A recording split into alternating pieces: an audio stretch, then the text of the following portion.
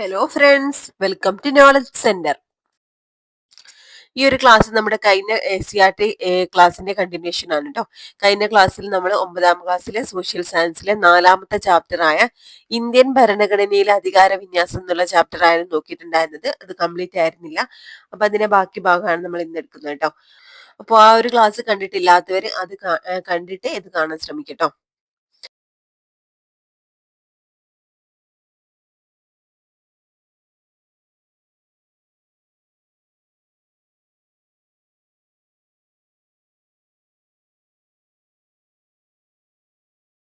അങ്ങനെ ഒരുപാട് കാര്യങ്ങൾ നമ്മൾ ഈ ഒരു ചാപ്റ്ററിൽ നിന്ന് പഠിച്ചു അല്ലേ. പിന്നെ ഏറ്റവും ഇമ്പോർട്ടന്റ് ആയിട്ടുള്ള അധികാര വിഭജനം, യൂണിയൻ ലിസ്റ്റ്, സംസ്ഥാന ലിസ്റ്റ്, അതുപോലെ കൺകറന്റ് ലിസ്റ്റ്, ഇതൊക്കെ എന്താണെന്നും എന്തൊക്കെ ആശയങ്ങളാണ് അതിൽ ഉൾപ്പെടുത്തിയിട്ടുള്ളതെന്നൊക്കെ നോക്കി. പിന്നെ നിയമനിർമ്മാണ സഭ, കാര്യനിർവഹണ വിഭാഗം, നീതിന്യായ വിഭാഗം, ഈ 3 വിഭാഗങ്ങൾക്കും എന്തൊക്കെ അധികാരങ്ങളാണെന്നുള്ളതൊക്കെ നമ്മൾ പഠിച്ചു അല്ലെ. ഇനി അതുപോലെ തന്നെ ലോകസഭ, രാജ്യസഭയുടെ പ്രത്യേകതകൾ തമ്മിലുള്ള വ്യത്യാസങ്ങൾ, ഇതൊക്കെ നമ്മൾ പഠിച്ചു. നമുക്ക് നിയമനിർമ്മാണം ഇന്ത്യ എന്നുള്ള ഭാഗം തൊട്ടാണ് സ്റ്റാർട്ട് ചെയ്യാൻ.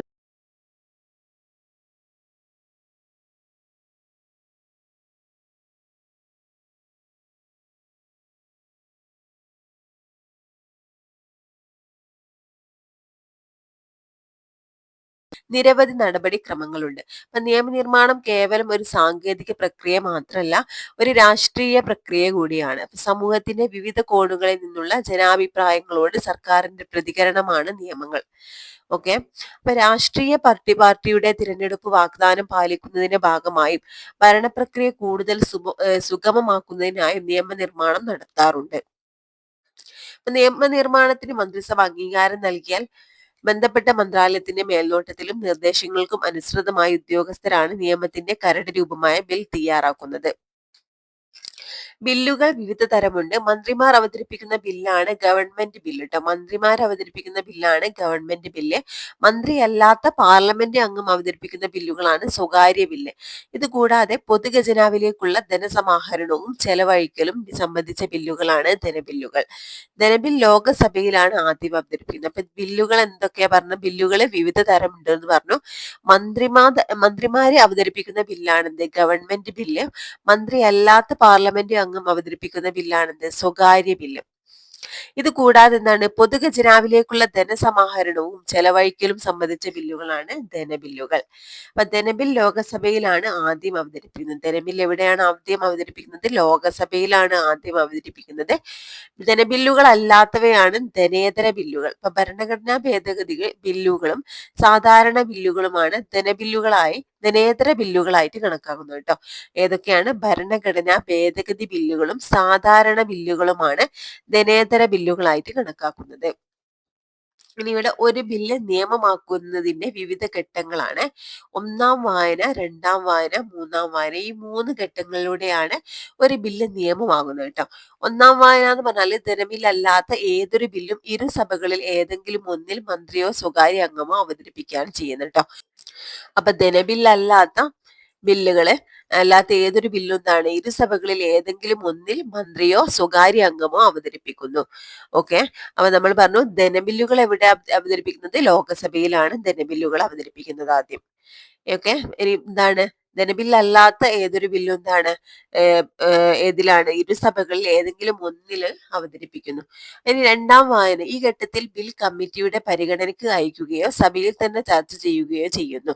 കമ്മിറ്റി ഘട്ടം എന്നും ഇത് അറിയപ്പെടുന്നു. മാറ്റങ്ങളോ ഭേദഗതികളോ ഈ ഘട്ടത്തിൽ സ്വീകരിക്കാം. അപ്പൊ 2ാം വായന എന്ന് പറഞ്ഞാൽ എന്താണ്, ഈ ഒരു ഘട്ടത്തിൽ ബില്ല് കമ്മിറ്റിയുടെ പരിഗണനയ്ക്ക് അയക്കുകയോ അല്ലെങ്കിൽ സഭയിൽ തന്നെ ചർച്ച ചെയ്യുകയാണ് ചെയ്യുന്നത് കേട്ടോ. അപ്പൊ കമ്മിറ്റി ഘട്ടം എന്നും ഈ ഒരു 2ാം വായന അറിയപ്പെടുന്നുണ്ട്. ഓക്കെ. അപ്പൊ മാറ്റങ്ങളോ ഭേദഗതികളോ ഉണ്ടെങ്കിൽ ഈ ഒരു ഘട്ടത്തിൽ സ്വീകരിക്കും. 3ാം വായന എന്ന് പറഞ്ഞാൽ ബില്ല് അംഗീകരിക്കുകയോ നിരസിക്കുകയാണ് 3ാം വായനയിൽ കേട്ടോ. ഓക്കെ. അംഗീകരിച്ചാൽ ഈ ഒരു നിയമം പാസ്സാവും. അപ്പൊ ബിൽ അവതരിപ്പിക്കുന്ന സഭയിൽ നടപടിക്രമങ്ങൾ പൂർത്തിയായാൽ അതേ പ്രക്രിയ 2ാമത്തെ സഭയിലും ആവർത്തിക്കപ്പെടുന്നു. ഇരു സഭകളും അംഗീകരിക്കുന്ന പക്ഷം ബിൽ രാഷ്ട്രപതിയുടെ അംഗീകാരത്തിനായിട്ട് സമർപ്പിക്കപ്പെടുന്നു. രാഷ്ട്രപതിയുടെ അംഗീകാരം ലഭിക്കുന്നതോടുകൂടി ബില്ല് നിയമമായിട്ട് മാറുക ചെയ്യുന്നത്. ഓക്കെ. അപ്പൊ നമ്മൾ പറഞ്ഞു ധനബില്ല് അവതരിപ്പിക്കുന്നത് ലോകസഭയിലാണ് ആദ്യം.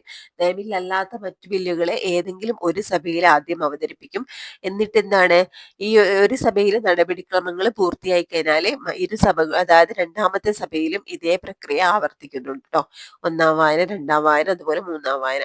ഇനി ഇരു സഭകളും അംഗീകരിച്ചാല് ബില്ല് രാഷ്ട്രപതിയുടെ അംഗീകാരത്തിനായിട്ട് സമർപ്പിക്കപ്പെടുന്നു. രാഷ്ട്രപതിയുടെ അംഗീകാരം ലഭിക്കുന്നതോടുകൂടി ബില്ല് നിയമമായിട്ട് മാറും. ഇനി ഭരണഘടനാ ഭേദഗതി എന്താണെന്നാണ് ട്ടോ. ചില ഭരണഘടനാ ഭേദഗതികൾ കൊടുത്തിട്ടുണ്ട്. 61 ഭരണഘടനാ ഭേദഗതിക്ക് അംഗീകാരം. 18 വയസ്സ് പൂർത്തിയായാൽ ഇനി തെരഞ്ഞെടുപ്പിൽ വോട്ട് ചെയ്യാം. അപ്പൊ ഈ 18 വയസ്സ് പൂർത്തിയായ തെരഞ്ഞെടുപ്പിൽ വോട്ട് ചെയ്യാം എന്നുള്ളൊരു ഭേദഗതി 61 ഭരണഘടനാ ഭേദഗതിയാണ്. ഇനി 86 ഭരണഘടനാ ഭേദഗതി രാഷ്ട്രപതിയുടെ അംഗീകാരം. വിദ്യാഭ്യാസം നമുക്കിനി മൗലികാവകാശം. അപ്പോ വിദ്യാഭ്യാസത്തെ മൗലികാവകാശമാക്കി മാറ്റിയത് 86 ഭരണഘടനാ ഭേദഗതിയിലൂടെയാണ് ട്ടോ. 2002 ഇനി 101 ഭരണഘടനാ ഭേദഗതി പ്രകാരം ചരക്ക് സേവന നികുതി നിലവിൽ വന്നു. അപ്പൊ GST നിലവിൽ വന്ന ഭേദഗതി ഏതാണ്? 101 ഭേദഗതി. ഇനി ഭരണഘടനയിൽ തിരുത്തലുകളോ ഒഴിവാക്കലുകളോ കൂട്ടിച്ചേർക്കലുകളോ വരുത്തുന്നതിനെയാണ് ഭരണഘടനാ ഭേദഗതി എന്ന് പറയുന്നത്. ഓക്കെ. അപ്പൊ സാമൂഹിക രാഷ്ട്രീയ ആവശ്യങ്ങളെ പരിഗണിച്ച് കാലാനുസൃതമായി ഭരണഘടനയിൽ മാറ്റം വരുത്തുവാൻ ഭേദഗതി പ്രക്രിയ സഹായകമാകുന്നു. ഇന്ത്യയിൽ ഭരണഘടന ഭേദഗതി ചെയ്യാനുള്ള അധികാരം പാർലമെന്റിൽ മാത്രമാണ് നിക്ഷിപ്തമായിരിക്കുന്നത്. അപ്പൊ ഒരു ഭരണഘടന ഭേദഗതി ചെയ്യാനുള്ള അധികാരം ആർക്കാണുള്ളത്? പാർലമെന്റിനാണുള്ളത് ട്ടോ. അപ്പൊ നിയമനിർമ്മാണത്തിനുള്ള അധികാരം പാർലമെന്റിനാണ്. ഭരണഘടന ഭേദഗതി ചെയ്യാനുള്ള അധികാരവും പാർലമെന്റിനാണ്. അപ്പൊ ഭരണഘടനയുടെ അനുച്ഛേദം 368 പ്രകാരമാണ് പാർലമെന്റിന് ഭേദഗതിക്കുള്ള അധികാരം ലഭിക്കുന്നത് ട്ടോ. ഏതനുച്ഛേദാണ്? 368. ഭേദഗതി ബില്ലിൽ രാഷ്ട്രപതിയുടെ മുൻകൂർ അനുമതി ആവശ്യമില്ല. ഭരണഘടനാ ഭേദഗതി ബിൽ നിയമമാകണമെങ്കിൽ ഇരു സഭകളുടെയും അംഗീകാരം അനിവാര്യമാണ്. ഇമ്പോർട്ടന്റ് ആണ്. ഭരണഘടനാ ഭേദഗതി ബില്ല് നിയമമാകണമെങ്കിൽ എന്താണ്? ഇരു സഭകളുടെയും അംഗീകാരം അനിവാര്യമാണ്. ഇരു സഭകൾക്കും ഇടയിൽ ഭരണഘടനാ ഭേദഗതി ബില്ലിന്മേലുള്ള തർക്കങ്ങൾ പരിഹരിക്കാനായി സംയുക്ത സമ്മേളനം പോലുള്ള നടപടിക്രമം ഇല്ല. ഏതെങ്കിലും ഒരു ഭരണഘടനാ ഭേദഗതി നിയമം ഭരണഘടനയുടെ വാക്കുകൾക്കോ അർത്ഥത്തിനോ വിരുദ്ധമാണെന്ന് കണ്ടാൽ ആ നിയമത്തെ അസാധുവാക്കുവാൻ ജുഡീഷ്യറിക്ക് അധികാരമുണ്ട് ട്ടോ. ഇമ്പോർട്ടന്റ് ആയിട്ടുള്ള സ്റ്റേറ്റ്മെന്റ് ആണ്. ഏതെങ്കിലും ഒരു ഭരണഘടനാ ഭേദഗതി നിയമം ഭരണഘടനയുടെ വാക്കുകൾക്കോ അർത്ഥത്തിനോ വിരുദ്ധമാണെന്ന് കണ്ടാൽ ആ ഒരു നിയമത്തെ അസാധുവാക്കുവാൻ ജുഡീഷ്യറിക്ക് അധികാരമുണ്ട്. ഇന്ത്യൻ ഭരണഘടന അനുശാസിക്കുന്ന വിവിധ ഭേദഗതി രീതികളാണ് അയവുള്ള ഭേദഗതി, ദൃഢമായ ഭേദഗതി, അതിദൃഢമായ ഭേദഗതി. ഓക്കെ. എന്താണ് അയവുള്ള ഭേദഗതി എന്ന് പറഞ്ഞാല് ഇന്ത്യൻ ഭരണഘടനയിലെ ചില വകുപ്പുകൾ പാർലമെന്റിന് കേവല ഭൂരിപക്ഷത്തോടെ സാധാരണ നിയമനിർമ്മാണത്തിന് സമാനമായ നടപടിക്രമങ്ങൾ വഴി ഭേദഗതി ചെയ്യാവുന്നതാണ്. അതായത് സംസ്ഥാനങ്ങളുടെ പേര്, അതുപോലെ അതിരുകള്, പൗരത്വം തുടങ്ങിയവ ആണ് ഇത് ട്ടോ. ഓക്കെ. അപ്പൊ ഇന്ത്യൻ ഭരണഘടനയിലെ ചില വകുപ്പുകൾ പാർലമെന്റിന് എന്താണ് കേവല ഭൂരിപക്ഷത്തിലൂടെ സാധാരണ നിയമനിർമ്മാണത്തിന് സമാനമായ നടപടിക്രമങ്ങൾ വഴി ഭേദഗതി ചെയ്യാവുന്നതാണ്. അതാണ് അയവുള്ള ഭേദഗതി എന്ന് പറയുന്നത് ട്ടോ. എക്സാമ്പിൾ എന്താണ്? സംസ്ഥാനങ്ങളുടെ പേരുകള്, അതിരുകള്, പൗരത്വം തുടങ്ങിയവ. ഇനി ദൃഢമായ ഭേദഗതി എന്ന് പറഞ്ഞാൽ എന്താണ്? ചില പ്രധാനപ്പെട്ട വകുപ്പുകളിൽ ഭേദഗതി വരുത്തുവാൻ പാർലമെന്റിന് ഇരു സഭകളുടെയും പ്രത്യേക ഭൂരിപക്ഷം ആവശ്യമാണ്. ഓക്കെ. അയവുള്ള ഭേദഗതിയിൽ കേവല ഭൂരിപക്ഷത്തിലൂടെയാണ്. എന്നാൽ എന്താ ദൃഢമായ ഭേദഗതിയിലൂടെ പ്രത്യേക ഭൂരിപക്ഷം ആവശ്യമാണ്. ഉദാഹരണം എന്താണ്? മൗലികാവകാശങ്ങളിൽ മാറ്റം വരുത്തുക, മാർഗനിർദ്ദേശക തത്വങ്ങളിൽ മാറ്റം വരുത്തുക. ഓക്കെ. ഇതിലൊക്കെ മാറ്റം വരുത്തണമെങ്കിൽ എന്താണ്? ദൃഢമായ ഭേദഗതി എന്നാണ് ഈ ഒരു മാറ്റങ്ങളെ പറയുന്നത് കേട്ടോ. അതിനെന്ത് വേണം? കേവല ഭൂരിപക്ഷം പോരാ, പ്രത്യേക ഭൂരിപക്ഷം തന്നെ വേണം. പ്രത്യേക ഭൂരിപക്ഷം ആവശ്യമാണ് ഇരു സഭകളുടെയും. ഇനി അതിദൃഢമായ ഭേദഗതി എന്ന് പറഞ്ഞാൽ എന്താ? ചില അതിപ്രധാനമായ വകുപ്പുകൾ പാർലമെന്റിൽ ഇരുസഭകളുടെയും പ്രത്യേക ഭൂരിപക്ഷത്തോടൊപ്പം പകുതിയിൽ കുറയാത്ത സംസ്ഥാനങ്ങളുടെ അംഗീകാരത്തോടും കൂടി മാത്രമേ ഭേദഗതി ചെയ്യാൻ കഴിയുകയുള്ളൂ. ഉദാഹരണം എന്താണ്? കേന്ദ്ര സംസ്ഥാന അധികാര വിഭജനം, ജനപ്രാതിനിധ്യ നിയമം തുടങ്ങിയവയൊക്കെ. ഓക്കെ. എന്താണ് അതിദൃഢമായ ഭേദഗതി എന്ന് പറഞ്ഞാല് ചില അതിപ്രധാനമായിട്ടുള്ള വകുപ്പുകൾ പാർലമെന്റിന്റെ ഇരു സഭകളുടെയും പ്രത്യേക ഭൂരിപക്ഷത്തോടൊപ്പം പകുതിയിൽ കുറയാത്ത സംസ്ഥാനങ്ങളുടെ അംഗീകാരത്തോടും കൂടി മാത്രമേ ഭേദഗതി ചെയ്യാൻ കഴിയുകയുള്ളൂ. ഓക്കെ. അപ്പൊ അതിന് എക്സാമ്പിൾ ആണ് കേന്ദ്ര സംസ്ഥാന അധികാര വിഭജനം, ജനപ്രാതിനിധ്യ നിയമം തുടങ്ങിയവ. ഓക്കെ. ഇനി ഇന്ത്യൻ ഭരണഘടനയുടെ 3 തരം ഭേദഗതികളാണ് നമ്മൾ പഠിച്ചത്. ഓരോന്നിനെയും പറ്റി ഇവിടെ ചോദിച്ചിട്ടുണ്ട്. നമ്മളിപ്പോ സംസ്ഥാനങ്ങളുടെ പേരുമാറ്റം ഭേദഗതി ഏതായിരുന്നു? അയവുള്ള ഭേദഗതി പറഞ്ഞു. അയവുള്ള ഭേദഗതിയാണ്. 86-ാം ഭരണഘടനാ ഭേദഗതി നമുക്കറിയാം മൗലികാവകാശത്തിലാണ് മാറ്റം വരുത്തുന്നത് അല്ലെ. അപ്പൊ ദൃഢ ഭേദഗതി എന്ന് പറയും. ദൃഢ ഭേദഗതി. കൺകറന്റ് ലിസ്റ്റിൽ ഭേദഗതി വരുത്തല്. കൺകറന്റ് ലിസ്റ്റിൽ ഭേദഗതി വരുത്തല് നമുക്കറിയാം എന്താണ്? അത് അതിദൃഢ ഭേദഗതി.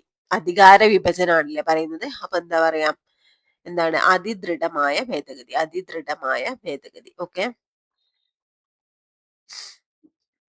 ഇനി കാലാനുസൃതമായ മാറ്റങ്ങൾ ഭേദഗതി വഴി ഉൾച്ചേർക്കുന്നതിലൂടെ നമ്മുടെ ഭരണഘടന ഒരു സജീവ ഭരണഘടനയായിട്ട് പരിണമിക്കുന്നു.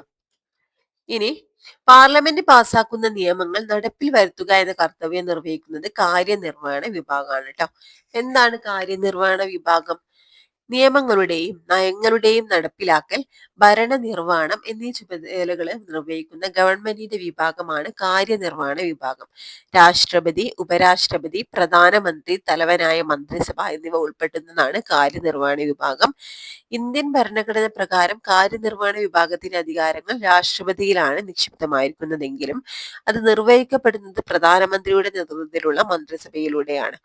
ഓക്കെ. അപ്പൊ കാര്യനിർവഹണ വിഭാഗത്തിൽ രാഷ്ട്രപതി, ഉപരാഷ്ട്രപതി, പ്രധാനമന്ത്രി, തലവനായ മന്ത്രിസഭ ഇവ ഉൾപ്പെടുന്നതാണ് കാര്യനിർവഹണ വിഭാഗം.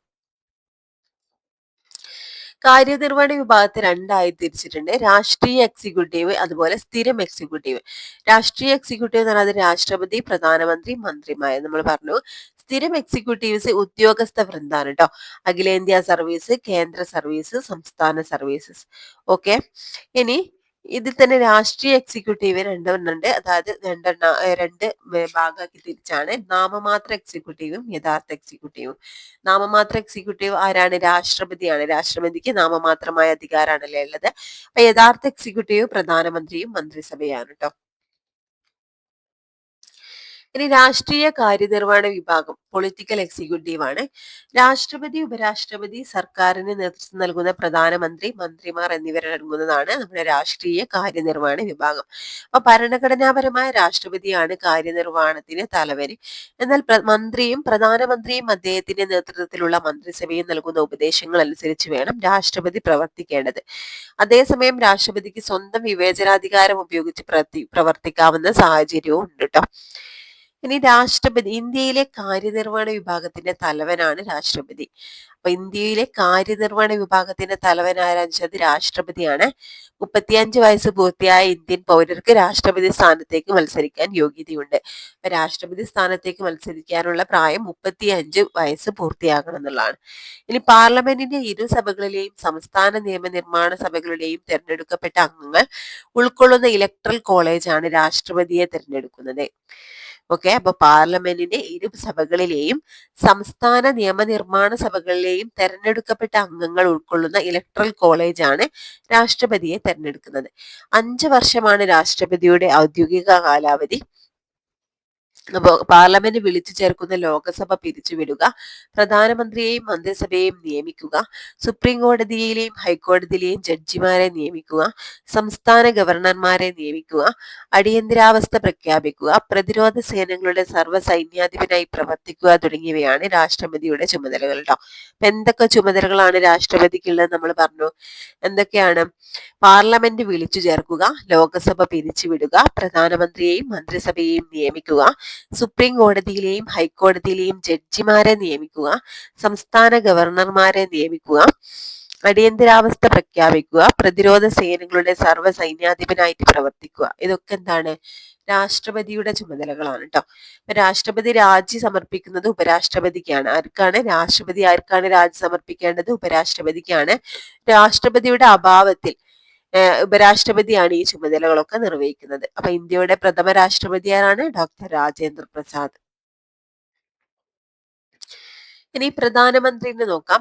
രാജ്യത്തെ ഭരണത്തലവനായ പ്രധാനമന്ത്രി ലോകസഭയിൽ ഭൂരിപക്ഷമുള്ള പാർട്ടിയുടെയും മുന്നണിയുടെയും രാജ്യത്തിന്റെയും നേതാവാണ്. മന്ത്രിസഭ രൂപീകരിക്കുന്നതും മന്ത്രിസഭയിലെയും ക്യാബിനറ്റിലെയും അംഗങ്ങളെ നിശ്ചയിക്കുന്നതും പ്രധാനമന്ത്രിയാണ്. അപ്പൊ മന്ത്രിമാരുടെ വകുപ്പുകളിൽ മാറ്റം വരുത്തുവാനും ക്യാബിനറ്റിലേക്കും മന്ത്രിസഭയിലേക്കും അംഗങ്ങളെ ഉൾപ്പെടുത്തുവാനും ഒഴിവാക്കാനുമുള്ള അധികാരം പ്രധാനമന്ത്രിക്കുണ്ട്. രാഷ്ട്രപതിയെയും മന്ത്രിസഭയെയും പാർലമെന്റിനെയും പരസ്പരം ബന്ധിപ്പിക്കുന്ന കണ്ണിയായി പ്രധാനമന്ത്രി പ്രവർത്തിക്കുന്നു. 5 വർഷ കാലാവധിക്ക് മുമ്പായി ലോകസഭയിലെ ഭൂരിപക്ഷം നഷ്ടമായാൽ പ്രധാനമന്ത്രി രാഷ്ട്രപതിക്ക് രാജി സമർപ്പിച്ച് പദവി ഒഴിയേണ്ടതാണ്. എന്തൊക്കെ കാര്യങ്ങളാണ് നമ്മൾ പറഞ്ഞത്? രാജ്യത്തെ ഭരണത്തലവനാണല്ലോ പ്രധാനമന്ത്രി. അദ്ദേഹം ലോകസഭയിൽ ഭൂരിപക്ഷമുള്ള പാർട്ടിയുടെയും അതുപോലെ മുന്നണിയുടെയും രാജ്യത്തിന്റെയും നേതാവാണ് കേട്ടോ. മന്ത്രിസഭ രൂപീകരിക്കുന്നതും അതുപോലെ മന്ത്രിസഭയിലെയും ക്യാബിനറ്റിലെയും അംഗങ്ങളെ നിശ്ചയിക്കുന്നതും ആരാണ്? അത് പ്രധാനമന്ത്രിയാണ്. മന്ത്രിമാരുടെ വകുപ്പുകളിൽ മാറ്റം വരുത്തുവാനും ക്യാബിനറ്റിലേക്കും മന്ത്രിസഭയിലേക്കും അംഗങ്ങളെ ഉൾപ്പെടുത്തുവാനും ഒഴിവാക്കാനുള്ള അധികാരവും പ്രധാനമന്ത്രിക്കാണ്. ഇനി രാഷ്ട്രപതിയെ ഭരണനിർവഹണത്തിന് സഹായിക്കുന്ന സമിതിയാണ് മന്ത്രിസഭ ട്ടോ. ഇതിൽ തലവൻ പ്രധാനമന്ത്രിയാണ്. മന്ത്രിസഭയുടെ പ്രധാന ചുമതലകളാണ് ഇവിടെ കൊടുത്തത്. എന്തൊക്കെ കാര്യങ്ങളാണ് മന്ത്രിസഭയുടെ ചുമതല? രാജ്യഭരണം നിർവഹിക്കും, ഒന്നാമത്തെ അല്ലെ. 2, ദേശീയ നയവും വിദേശ നയവും രൂപീകരിക്കുക. വിവിധ ഡിപ്പാർട്ട്മെന്റുകളുടെ പ്രവർത്തനത്തെ ഏകോപിപ്പിക്കുക. ബില്ലുകളും ഓർഡിനൻസുകളും ഡ്രാഫ്റ്റ് ചെയ്യുക. നിയമനിർമ്മാണത്തിന് ചുക്കാൻ പിടിക്കുക. ഭരണപരവും ക്ഷേമപരവുമായ മറ്റ് നടപടികളും വിദേശ ബന്ധങ്ങളും നിർവഹിക്കുക കേട്ടോ. ഇതൊക്കെ എന്താണ്? മന്ത്രിസഭയുടെ ചുമതലകളാണ്. ഇനി സ്ഥിരകാര്യ നിർവഹണ വിഭാഗം കേട്ടോ, പെർമനന്റ് എക്സിക്യൂട്ടീവ്സ്. ഗവൺമെന്റിന്റെ ദൈനംദിന പ്രവർത്തനങ്ങൾ നിറവേറ്റുന്നതും ബജറ്റ് ഉൾപ്പെടെയുള്ള ബില്ലുകൾ രൂപീകരിക്കുന്നതിനും രാഷ്ട്രീയ കാര്യനിർവഹണ വിഭാഗത്തെ സഹായിക്കുന്നതും ബ്യൂറോക്രസി എന്നറിയപ്പെടുന്ന ഉദ്യോഗസ്ഥ വൃന്ദമാണ്. ഓക്കെ. യോഗ്യതയുടെ അടിസ്ഥാനത്തിൽ മത്സര പരീക്ഷകളിലൂടെ തെരഞ്ഞെടുക്കപ്പെടുകയും പരിശീലനം ലഭിക്കുകയും ചെയ്യുന്ന വൈദഗ്ധ്യമുള്ളവരും നിപുണരുമായ വിഭാഗമാണിവർ. നിശ്ചിത റിട്ടയർമെന്റ് പ്രായം വരെ കാലാവധി ഉള്ളവരാകയാലാണ് ഇവരെ സ്ഥിര കാര്യനിർവഹണ വിഭാഗം എന്ന് വിളിക്കുന്നത് കേട്ടോ. ഇനി നീതിന്യായ വിഭാഗം, ജുഡീഷ്യറിയോ. മുകളിൽ പറഞ്ഞിരിക്കുന്ന നിയമനിർമ്മാണ കാര്യനിർവഹണ വിഭാഗങ്ങൾ ഭരണഘടനാനുസൃതമായി പ്രവർത്തിക്കുന്നുണ്ടെന്ന് ഉറപ്പുവരുത്തുന്ന സംവിധാനമാണ് നീതിന്യായ വിഭാഗം ട്ടോ. അപ്പൊ എന്താണ്? കാര്യനിർവഹണ വിഭാഗവും അതുപോലെ തന്നെ എന്താണ് നിയമനിർമ്മാണ വിഭാഗവും അവയുടെ പ്രവർത്തനങ്ങൾ വിലയിരുത്തുന്നത് ആരാണ്? ഈ ഒരു നീതിന്യായ വിഭാഗമാണ്. അപ്പൊ പൗരരുടെ അവകാശങ്ങൾ സംരക്ഷിക്കുന്നതോടൊപ്പം ഭരണഘടനാ മൂല്യങ്ങളും സംരക്ഷിക്കുന്നു. അതുകൊണ്ട് നീതിന്യായ വിഭാഗം ഭരണഘടനയുടെ കാവലാൾ എന്നും അറിയപ്പെടുന്നു. കാര്യക്ഷമമായ ജനാധിപത്യ വ്യവസ്ഥയ്ക്ക് സ്വാതന്ത്ര്യവും നിക്ഷിപ്തവുമായ നീതിന്യായ സംവിധാനം അനിവാര്യമാണ്. അപ്പൊ ആ ഒരു പിരമിഡ് ഏറ്റവും മുകളിലായിട്ട് സുപ്രീം കോടതി, പിന്നെ ഹൈക്കോടതി, പിന്നെ ജില്ലാ ജഡ്ജികൾ, കീഴ്ക്കോടതി, ഇങ്ങനെയാണ് അധികാരം വിഭജിക്കുന്നത് നീതിന്യായ വിഭാഗത്തിന്റെ. ഇനി സുപ്രീം കോർട്ട് നമ്മുടെ പരമോന്നത നീതിപീഠമായ സുപ്രീം കോടതി നിലവിൽ വന്നത് 1950 ജനുവരി 28-നാണ് ട്ടോ. ഓക്കെ. അപ്പൊ നമ്മൾ റിപ്പബ്ലിക് ആയതിന്റെ 2 ദിവസത്തിന് ശേഷമാണ് ഈ ഒരു നീതിപീഠം, നമ്മുടെ പരമോന്നത നീതിപീഠമായിട്ടുള്ള സുപ്രീം കോടതി നിലവിൽ വന്നത്, ജനുവരി 28. ഇപ്പൊ ന്യൂഡൽഹി ആണ് ആസ്ഥാനം. സുപ്രീം കോടതി ജഡ്ജിമാരുടെ ഔദ്യോഗിക കാലാവധി 65 വയസ്സാണ് ട്ടോ. ജഡ്ജിമാരെ കാലാവധിക്ക് മുമ്പായി നീക്കം ചെയ്യാനുള്ള അധികാരം പാർലമെന്റിൽ നിക്ഷിപ്തമാണ്. ചീഫ് ജസ്റ്റിസുമാരും മറ്റ് ജഡ്ജിമാരും സത്യപ്രതിജ്ഞ ചെയ്യുന്നതും രാജി സമർപ്പിക്കുന്നതും രാഷ്ട്രപതി മുമ്പാകെയാണ്. വിവിധ തരത്തിലുള്ള നിയമ തർക്കങ്ങൾക്കും പരിഹാരം നൽകുന്നതോടൊപ്പം സുപ്രീം കോടതി ഭരണഘടനയുടെ പരമോന്നത വ്യാഖ്യാതാവായും മൗലികാവകാശങ്ങളുടെ സംരക്ഷകരായും നിലകൊള്ളുന്നു. ഇനി സുപ്രീം കോടതിയുടെ അധികാരങ്ങളാണ് ട്ടോ. ഉത്ഭവാധികാരം, അപ്പീൽ പരിഗണിക്കാനുള്ള അധികാരം, ഉപദേശക അധികാരം, റിട്ട് അധികാരം, പുനരവലോകന അധികാരം. ഓക്കെ. ഇത്രയും അധികാരങ്ങളാണ് ആർക്കുള്ളത്? സുപ്രീം കോടതിയുടെ അധികാരങ്ങളാണ്.